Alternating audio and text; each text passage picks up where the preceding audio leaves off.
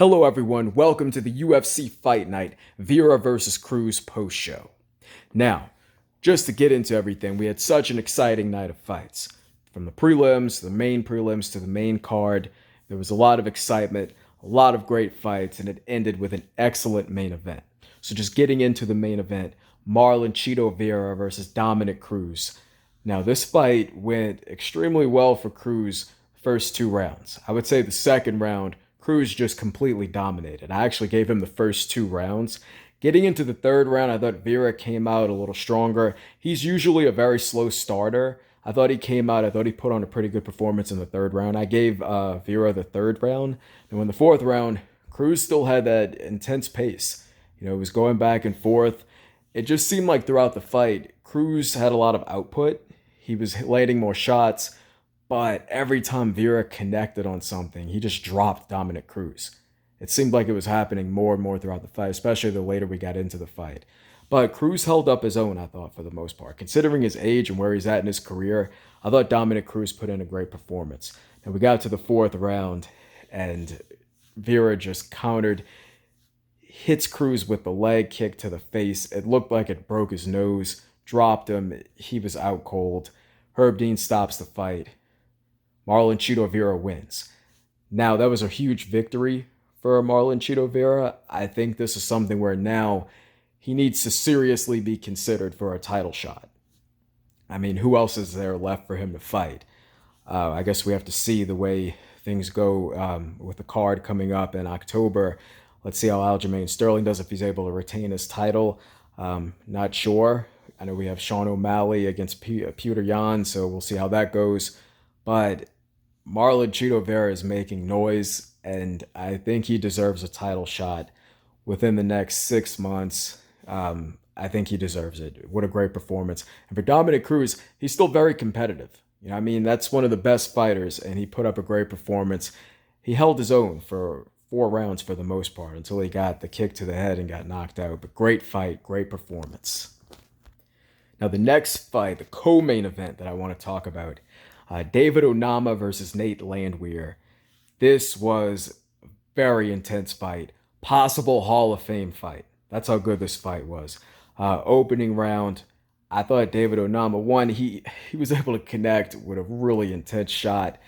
He puts Nate Landwehr down. I thought it looked like it was over. Somehow Nate Landwehr was able to survive, make it through the round.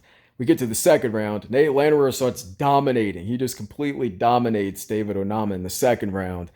And then in the last round, it's more domination from Nate Landwehr.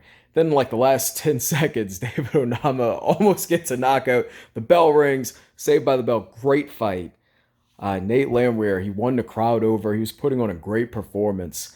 I don't know if a lot of people knew exactly who he was before, but I think he made a really significant name for himself with this fight. Great fight, great performance. We'll see what's next for Nate, but a big surprising win because he was a pretty significant underdog. David Onama was favored pretty heavily for this fight, but great job by Nate Landwehr, giving his best effort, winning the crowd over, winning the fight, and really putting on a great performance. Now in the prelim fights, we had Josh Quinlan versus Jason Witt. Now Josh Quinlan, I've heard about the hype for him. This is the first fight I've actually watched with him, like just watching it live.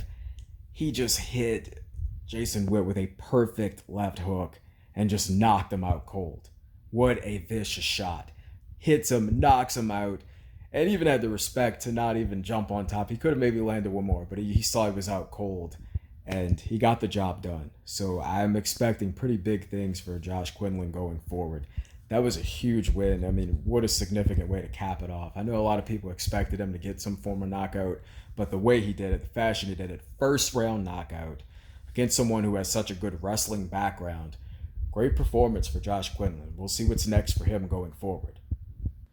The last fight I want to talk about is Tyson Nam versus Ode Osborne. Ode Osborne, significant favorite.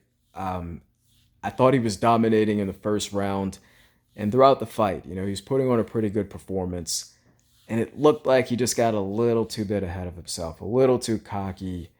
He goes for that jumping switch knee move. And then, Tyson Nam's able to step back, counter with a right, and just put him down, and then just got on top of him, got control, ended up getting the finish, getting the TKO finish, and it was a great win for Tyson Nam.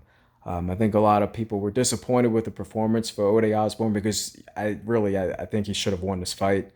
But he can always learn from it and bounce back. Great performance for Tyson Nam, though. Significant underdog, got the win. Great performance. We'll see what's going to be in store for both fighters, but I think they both have bright futures ahead of them. Good, especially Ode Osbourne, still young, a lot to look forward to. He'll learn from it. He'll bounce back from it. But overall, I think this UFC fight night was a great card. There were a lot of great fights, and we have coming up next weekend, we have the next pay-per-view. We have, Usman versus Leon Edwards, and, their first fight, it was pretty, this was, 7 years ago.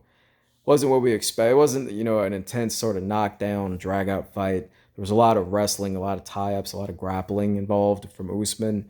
I'm expecting a different fight next week.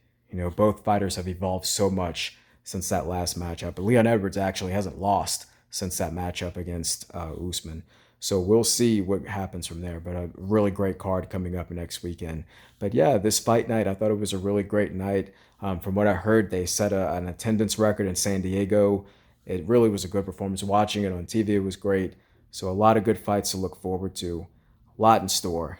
And also in regards to boxing, I saw that Teofimo Lopez came back. He moved up in a weight class, and he was able to get a TKO in the 7th round, it looked like. Just him bouncing back and seeing him come back from that performance he had against Kambosos. I wasn't really sure what was going on with that fight. I know he still kind of debates if he even lost, but it was something, really strange because Teo had dominated for so much throughout his career. Seeing him lose when he was a pretty significant favorite, it was really disappointing for a lot of people. But glad to see Teo back. Glad to see him dominating. We'll see what's next for him as well. But I'll be back next weekend to talk about the upcoming pay-per-view for UFC 278. Usman against Leon Edwards. We got some great fights on the card, a lot to look forward to. Thank you for the time. Please like and subscribe, and I'll talk to you guys next week.